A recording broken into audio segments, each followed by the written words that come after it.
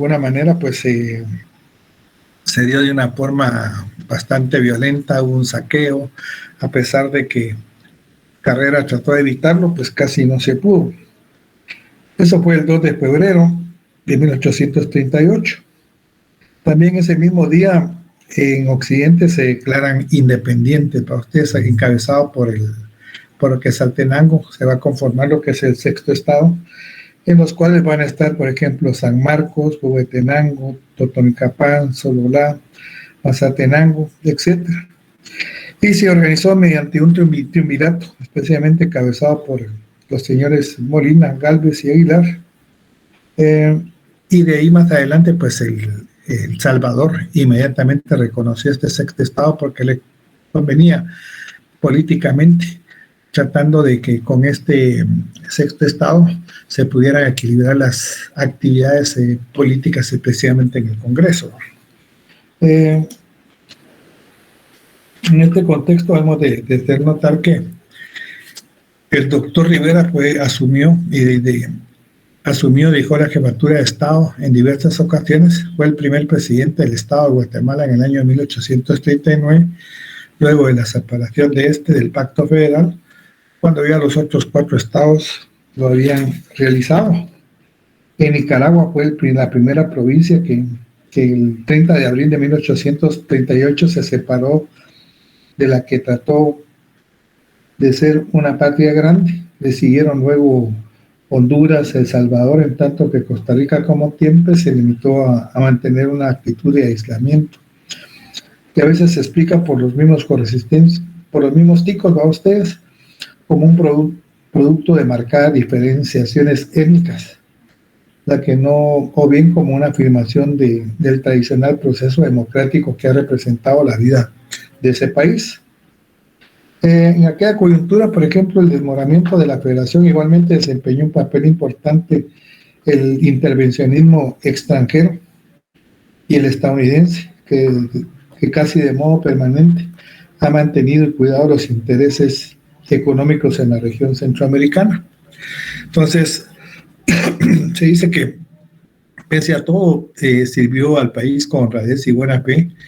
Difíciles y tumultuosos fueron los años que le tocó actuar a este caballero, miembro prominente del Partido Conservador. Su gobierno se sostuvo gracias al respaldo real que le brindaba Rafael Carrera. En aquel entonces era joven, ¿no? Usted 24, 25 años. En diciembre de 1844 presentó a la Asamblea su renuncia irrevocable debido a la situación que existía en ese entonces, y aparentemente a ustedes Carrera se salía de las casillas o de las normativas establecidas, y esto no le agradó mucho a Mariano Rivera. El 26 de febrero de 1849, cuando iba a tomar posesión de la gobernación departamental de Cutiapa, fue asesinado por los Lucios. El grupo de los Lucios, encabezado por Roberto Reyes y Agustín Pérez, en un lugar llamado San Francisco.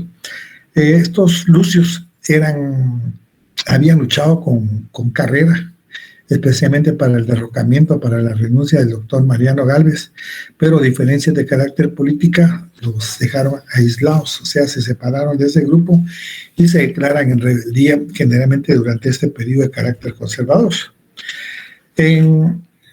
Tras la renuncia del presidente Mariano Rivera, y ese mismo mes asume la presidencia el general Rafael Carrera por decreto de la Asamblea Legislativa,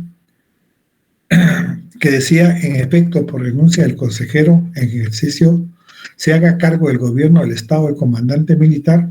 Sin embargo, Carrera, por creer que hay dudas en la legitimidad del nombramiento y para disipar, se apartó del mando el 25 de enero de 1845, haciéndose cargo del mismo Joaquín Dural provisionalmente. En junio del mismo año quedaron resueltas las situaciones de carácter jurídicas planteadas y Carrera reasumió el gobierno. Dentro de los hechos más importantes, se inauguró el alumbrado público. Era deficiente, eran faroles de mecha colocados sobre postes en las esquinas de las calles.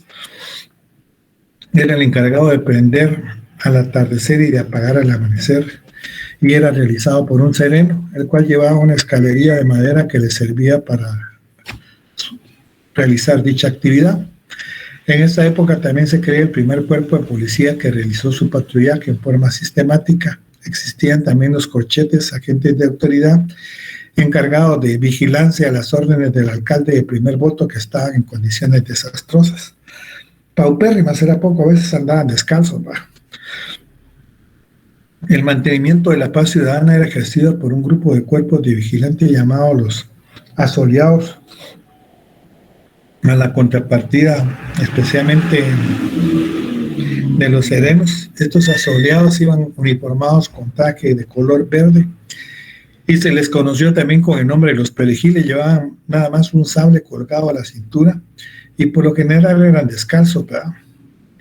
También se realizó una obra importante en 1846, que fue levantar una fortaleza sobre las alturas de Buenavista, destinadas a proteger la ciudad. Fue llamado más adelante el cuartel San José Buenavista para celebrar la victoria obtenida en 1840, cuando se recuperó la ciudad.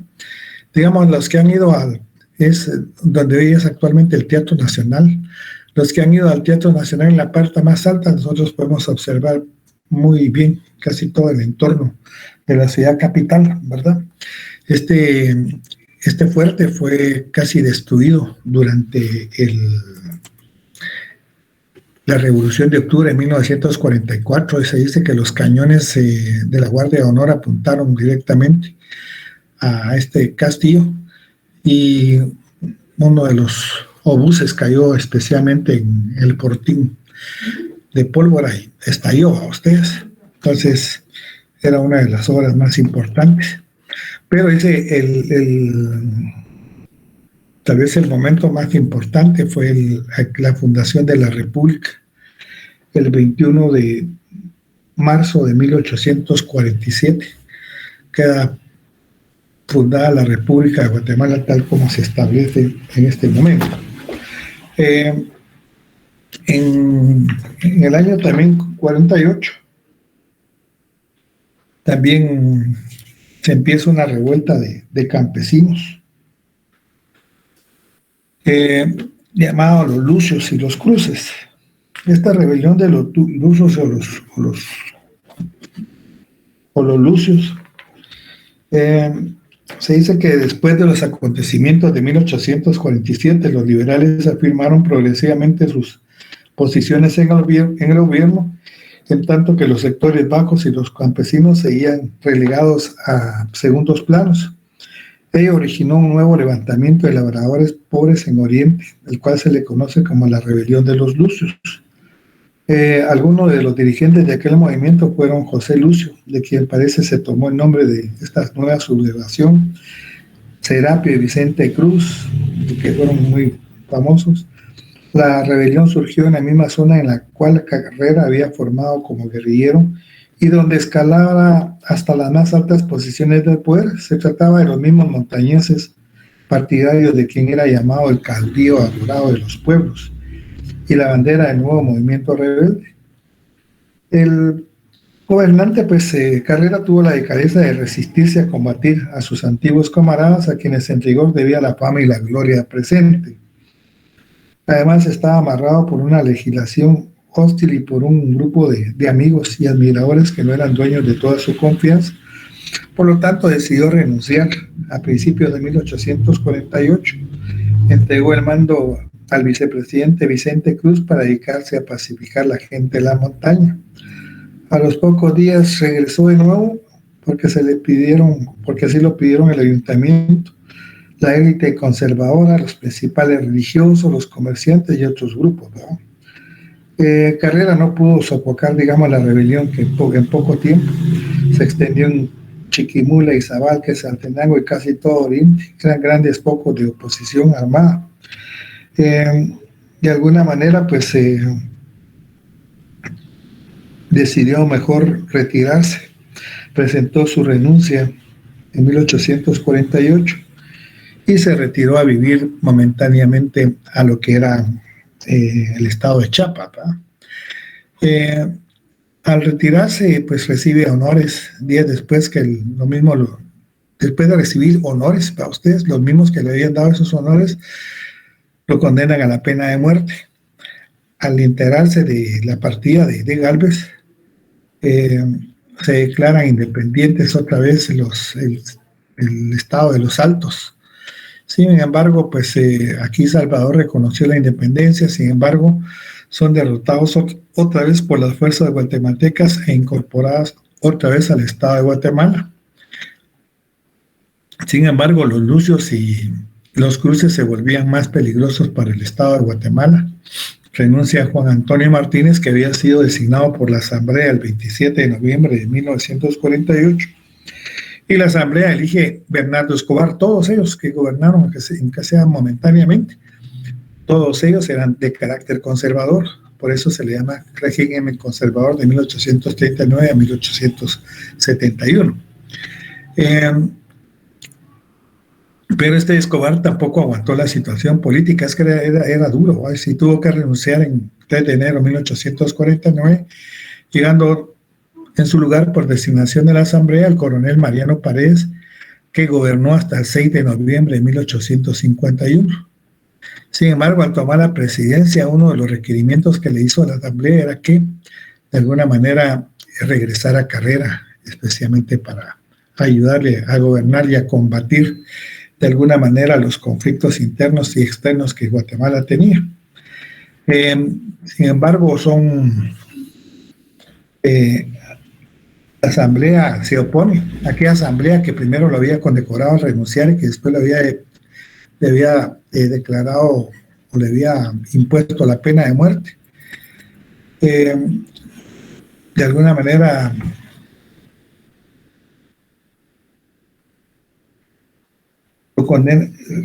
de todas maneras, pues Rafael Carrera regresa, entrando por Huehuetenango, por Comitán, y realmente no tuvo ningún obstáculo por parte del ejército de Guatemala, porque muchos de ellos lo conocían como un gran militar. A usted le tenían mucho respeto.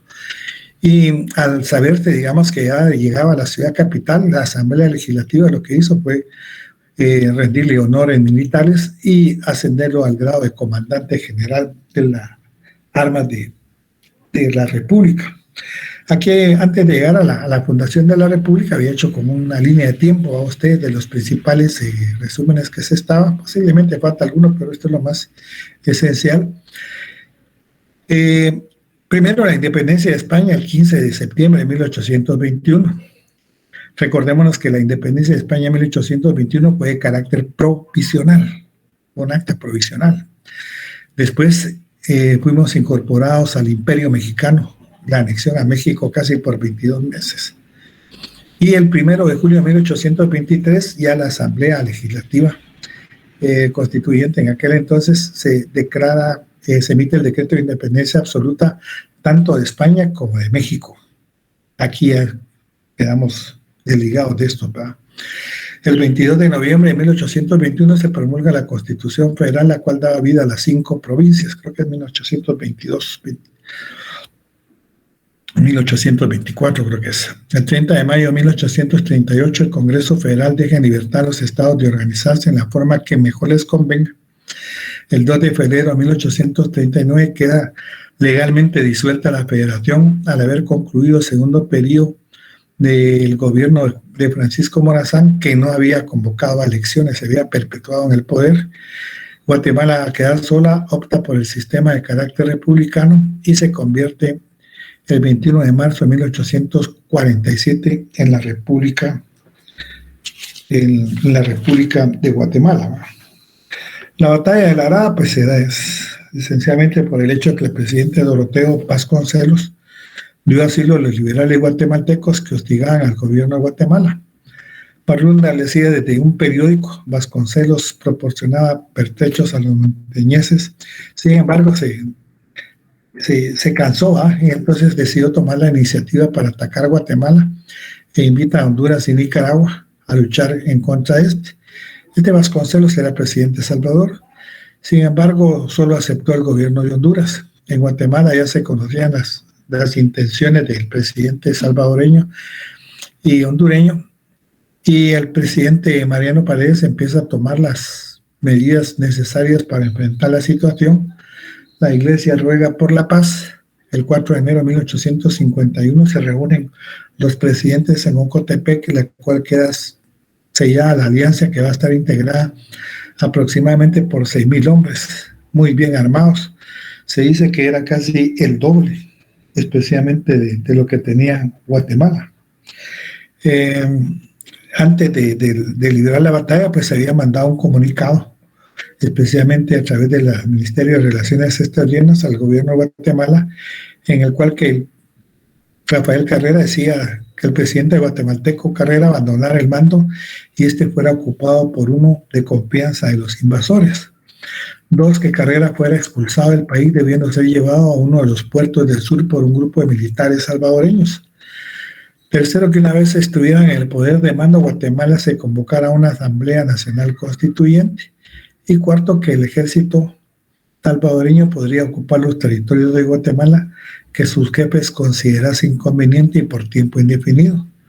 El ejército de Guatemala en todo caso responde el siguiente documento: que no teniendo ninguna autoridad por las leyes de Salvador, porque no fue la Asamblea Legislativa la que declaró la guerra, sino que fue el ejército. Ustedes rompen con el esquema de carácter constitucional en aquel entonces, para hacer declaratorias de guerra y no pudiendo mandar sus tropas sin permiso de las cámaras. Al presentarse armado declarando la guerra a Guatemala, este gobierno considera a usted y a los que también los considera facciosos, ejecutando, un atentado. No les corresponde, otra cosa que dar conocimiento del anuncio que usted hace de que se introducirá con tropas en este territorio a su excelencia en jefe que guarnece las fronteras, para que obre como mejor le corresponda al honor y la seguridad de la República. Dios guarde a usted por muchos años. Aquí aparece la batalla se libró a partir del 2 de febrero de 1851, en lo que es San José Lará, no lejos de Chiquimula. Esta batalla fue cruenta, ustedes, sobre todo por el número de bajas registrados en las tropas invasoras. Estas derrotadas totalmente y en franca desbandada se internaron en territorio hondureño y salvadoreño, hasta donde las persiguieron las fuerzas de Carrera tenazmente. 2 de las tantas consecuencias inmediatas de la batalla fue la caída del gobierno del segundo país de los mencionados que presidía el liberal Doroteo Vasconcelos, y por supuesto entre las secuelas inmediatas se puede señalar el incremento y prestigio del poder de Rafael Carrera, lo que le abrió el camino de su retorno a la presidencia, estableciendo un régimen autoritario y la ampliación de su influencia en toda la región centroamericana. Pocos meses después de esta batalla, lo que marcó fue la hegemonía de Guatemala sobre la región. Pocos meses después, se dice, de la batalla de la Rada, el 19 de octubre de 1851, la Asamblea Constituyente de Guatemala, que había sido convocada el 24 de mayo de 1848, emitió el acta constitutiva de la República, en la que se especifican las funciones de los diferentes representantes de la nación. Esta acta fue elaborada para acomodar las necesidades de Carrera e indicaba que el presidente de la República sería elegido cada 4 años por una asamblea general compuesta por la Cámara de Representantes, arzobispo metropolitano, de los miembros de la Corte Suprema de Justicia y de los vocales del Consejo de Estado. También especificaba que, dada que el presidente podía ser reelecto, las atribuciones del presidente incluían la inspección de los establecimientos públicos y tribunales. En los artículos transitorios se especificaba que el primer presidente sería elegido por la Asamblea Constituyente, los miembros de la Corte de Justicia y los del Consejo de Estado. Este presidente ejercería el poder el 1 de enero de 1852 a enero de 1856. Así pues, el 22 de octubre de 1851, la Asamblea nombró también capitán general a Rafael Carrera. Dentro de esta acta constitutiva debemos de considerar que del 1 al 3 trataba sobre los problemas, sobre los deberes y derechos de los guatemaltecos. Del 4 al 9 establecía, lo relativo al gobierno de la República. En el 10 se creaba un Consejo de Estado. En el 11 la Cámara de Representantes, compuesta por 55 individuos que duraban 4 años en el ejercicio de sus funciones y podían ser reelectos. Y el 12avo, la forma de administrar la justicia. El resto trataba sobre disposiciones de carácter general. Esta era el acta constitutiva con que iba a gobernar Carrera en un momento determinado. También el 12 de octubre se va a establecer, digamos, el 21 de octubre, el ejercicio de la presidencia como presidente vitalicio el 21 de octubre de 1854 hasta el 14 de abril de 1865. Aquí también hay que hacer notar que se da otro enfrentamiento para variar en Guatemala, especialmente con Honduras. Honduras, que le declara la guerra a Guatemala y logra llegar hasta Chiquimula, en donde son derrotados por Rafael Carrera, y donde Carrera pues los derrota y los lleva hasta el puerto de Omoa, en Puerto Cortés, en Honduras, y en 1853 es capturado dicho puerto, el cual es desmantelado por Carrera y captura los cañones, los cuales hoy se encuentran en Guatemala y que no fueron devueltos ante solicitud del gobierno hondureño por haber sido un trofeo de guerra y por la incursión del ejército hondureño a tierras guatemaltecas. Estos trofeos creo que están en lo que es el Teatro Nacional, en la parte superior, arriba en lo alto, y creo que hay dos, creo, algo así, 2 o 4 que están en lo que es la antigua Escuela Politécnica en la avenida La Reforma, ¿va? Dentro de la situación económica, este periodo social y religioso, en 1851, este periodo de años se dio cierta bonanza de carácter económico. Puede decirse que el sostén económico del país fue el cultivo de la grana. La grana fue un producto de poco volumen y gran precio. Se dice que se cultivaron 200,000 manzanas que produjeron de grana, que produjo un valor de 1.700.000.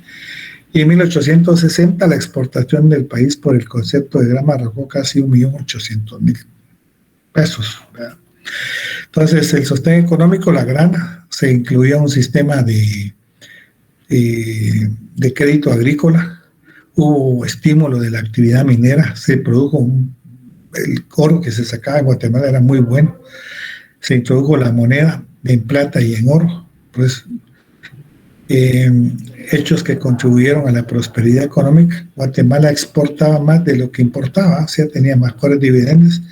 El gobierno gastaba solo lo necesario.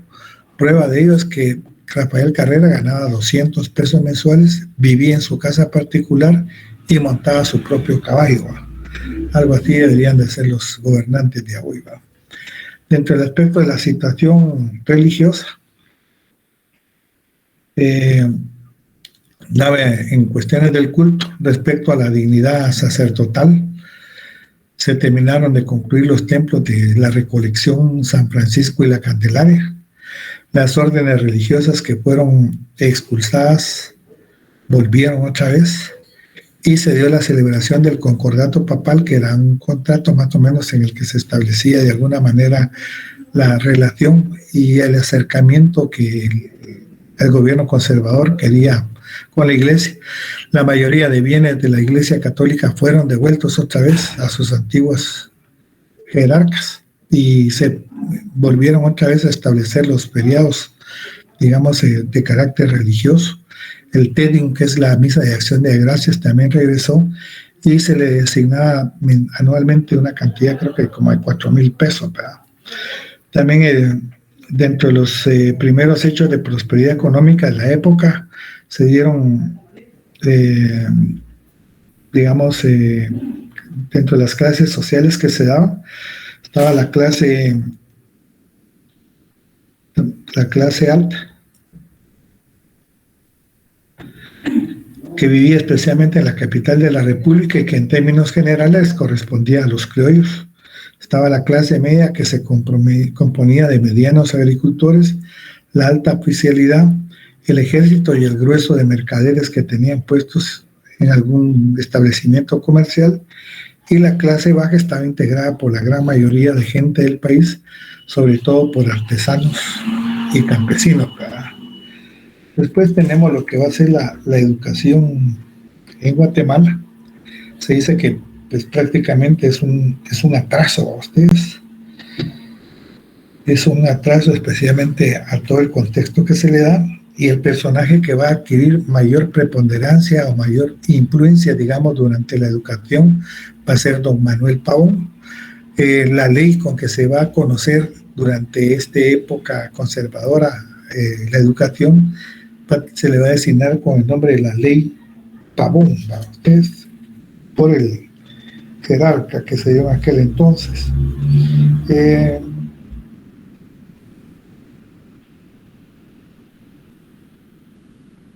En este contexto, lo que podemos hablar es que luego de la firma del concordato con la Santa Sede el 16 de septiembre de 1852 quedó expedito el camino para el establecimiento del sistema educativo que caracterizó el régimen conservacionista. Manuel Pavón era partidario de entregar la educación al clero, quienes se encargarían de formar la conciencia que habría de acomodarse a todo el sistema que él veía como salvador de todos los males sufridos, partidos de algo muy importante y que debe inculcarse desde la niñez, la obediencia. En aquel tiempo era algo impresionante, ¿vale? El respeto que había para el docente. En la Gaceta del 12 de octubre de 1844 encontramos un artículo escrito por Pavón en donde se dirige al ilustrísimo arzobispo Francisco García Peláez. El gobierno, animado del deseo de promover el bien de los pueblos, se dirige como prelado a la iglesia y superior inmediato de los párrocos con el fin de que se restablezcan en todos los pueblos las escuelas de enseñanza primaria. Esta ley no contempla o no indica de manera precisa el sistema gradual de la enseñanza primaria. Volvía a pretender que el poder era el origen divino al disponer de los respetos que debía guardar el niño para sus superiores. No contiene la ley de instrucción los principios necesarios que debe tener al ciudadano en cuanto a conocimiento de las ciencias naturales. Era una ley que no daba oportunidad al desenvolvimiento de las ideas y al encubrimiento de los conocimientos para un saber vigorizante. Representa esta ley un volver a las antiguas leyes de España en cuestiones de instrucción política, siendo el encargado de su inspiración el ministro de Gobernación, encargado también de la instrucción pública, don Manuel Francisco Pavón, quien para el efecto al momento de presentarla dice haber tomado en consideración la opinión de los corregidores de los departamentos. En el caso de la ley Pavón es considerable el alcance que tuvo esta medida, pues de ella podemos deducir en gran parte el adoctrinamiento a que se llegó en aquel entonces, que hasta pasó los límites justos puestos, que se cayó en un fanatismo que obstaculizó el desarrollo de las ideas. De alguna manera, las leyes de las Indias y otras muchas disposiciones que deben considerarse vigentes, recomendarlas a los párrocos, y aún les imponían la obligación de cuidar de la enseñanza pública, y si este deber ha sido descuidado por razón de los trastornos que desgraciadamente ha estado envuelto el Estado. Manuel Pavón pues utilizaba a la prensa cuando se trataba de poner en práctica alguna idea que le favorecería al sistema político imperante, y daba a entender que lo hacía como recomendación o como consejo. En el aspecto educativo, nuestro personaje histórico fue más atacado por sus contrarios, y por esas razones que se le conoce en la historia de la educación. Fue una época oscurantista, prácticamente la religión volvió a quedar en manos de los religiosos, y fueron una de las muchas medidas que el gobierno, que los conservadores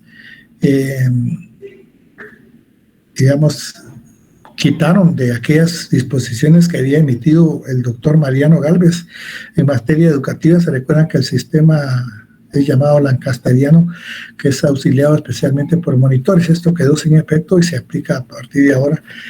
El aspecto, los curas van a ser especialmente los encargados de todo este proceso de carácter educativo. Al imponerse las ideas de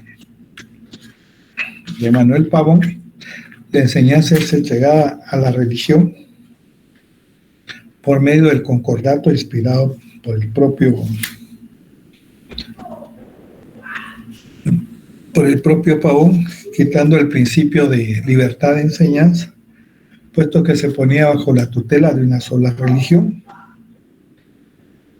La famosa ley Pavón, que venía operando en Guatemala antes del concordato, pues su promulgación tiene fecha del 16 de septiembre de 1852, es un instrumento legal que entra a regir la educación guatemalteca como un verdadero retroceso, que nos alejaría de toda posibilidad de ponernos a la par de muchos pueblos. En este contexto había que decir que de alguna manera era tan especial, ¿verdad? Ustedes, que cuando cualquier estudiante faltaba a las clases, había una persona encargada especialmente de ir a verificar a la casa el motivo por qué los estudiantes no llegaban. Era bastante rígida en ese entonces. Digamos, era la educación en aquel entonces, digamos, única y exclusivamente lo que los profesores o los religiosos daban. Había un respeto absoluto. No se escuchaba ni el sonar de una mosca, dice a ustedes. Nosotros, digamos, de la época, de la tercera época en cual estamos hoy, digamos, todavía estoy hablando de 1960, todavía nos tocó parte de esa situación de obediencia y respeto, especialmente a los profesores. Para ustedes era,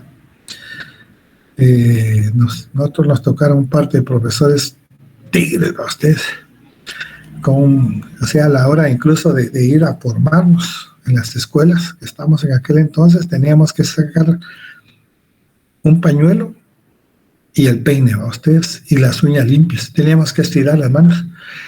Cuidadito con el que no llevara las uñas limpias, o que le faltara el pañuelo, o que le faltara, digamos, el peine, porque era agarrado a reglazos en las manos, y tenía que ir a traer lo que hacía falta, ¿va? Teníamos otro maestro que de alguna manera,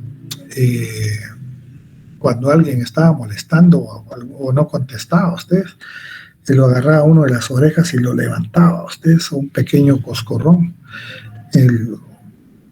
Si no aprendíamos, por ejemplo, nos imponían o nos obligaban a aprendernos canciones de guatemaltecas, ¿verdad? Pero desafortunadamente, pues cuando uno no las sabía, le daban unos 5 palos con la escoba. Ustedes sí, era duro en ese entonces poder aceptar este tipo de situación, ¿verdad? Entonces, esto es lo que se da especialmente en ese contexto. De ahí va esta situación que se va a enmarcar durante esta época. Digamos, la Iglesia Católica, digamos, que regresa por todos sus fueros. Recuperó, digamos, todas sus posiciones coloniales de poder político, social, económico, ideológico, hasta casi colmar todos los aspectos de la vida de la nación. Digamos, como siempre hay, digamos, una élite, digamos, de curas, formaron una especie de cuerpo asesor del gobernante, algo así como pasa en Guatemala. Ustedes, cuando salen los presidentes últimos de turno, salen acompañados tanto de clérigos católicos como pastores evangélicos. Para ustedes, con esto quieren, digamos, apaciguar, digamos, el malestar de la población, presentando estos personajes para ustedes. Entonces, la iglesia en general resurgió como la gran propietaria de bienes inmuebles ubicados en las ciudades y en el área rural, como la dueña de cuantiosos capitales que solían administrarse e incrementar con criterios bancarios. También se restablecieron lo que es el diezmo, que se restableció legalmente, como directora y usufructuaria de empresas agroindustriales, artesanales o de carácter económico. En el amplio de la cultura, digamos, el más restringido de la ideología, la iglesia fue el foco generador y también normativo de la conducta, la moral, el arte y en particularmente de la educación, con una cobertura que excedía las fronteras nacionales. Otro de los elementos del control religioso sobre el sistema educativo nacional fue casi absoluto, en todos los niveles.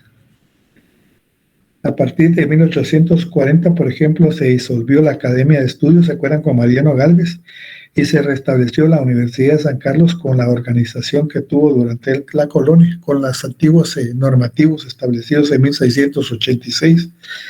Los jesuitas que regresaron al país en mayo desarrollaron, digamos, una amplia labor educativa, principalmente entre los estratos más altos de la sociedad.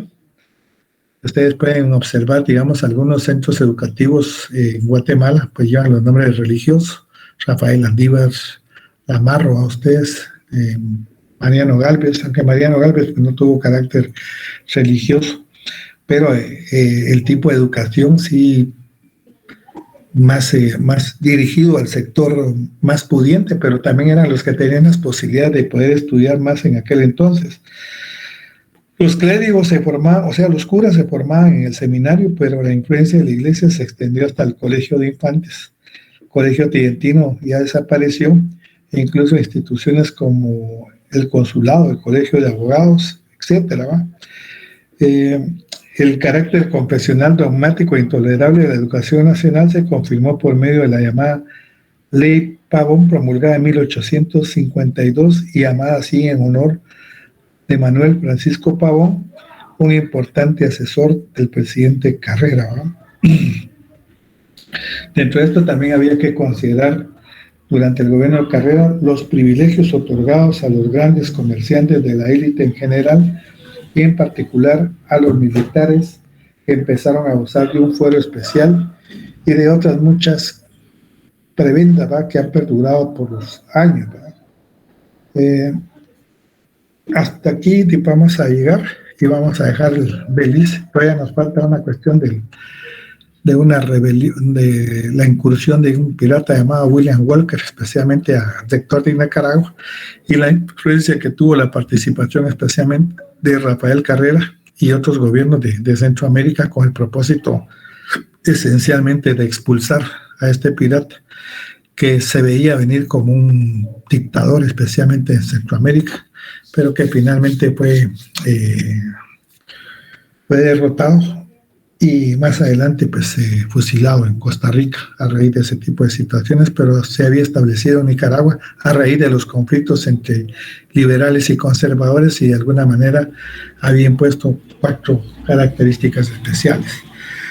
Así que quedamos en el caso de Belice y seguiríamos la próxima semana con parte de lo que va a ser la última parte, que es el régimen conservador, y el inicio de lo que va a ser la Revolución Liberal de 1871, en el cual se emprendieron, digamos, algunos grupos de sublevados, especialmente desde México, con el propósito de derrocar al gobierno de Vicente Serna, que había sido dejado por Rafael Carrera a su muerte, y lo que va a marcar un proceso de carácter revolucionario en aquel entonces. 2 personajes van a ser en la escena política de la reforma liberal, que va a ser don Miguel García Granados y Justo Rufino Barrios, ¿verdad? Uno representa el sector conservador, mientras que Carrera, Justo Rufino Barrios, representa a un grupo también de comerciantes cafetaleros, pero que de alguna manera más adelante se va a convertir en un pequeño dictador. Grandes reformas se establecieron durante esta época de la reforma liberal.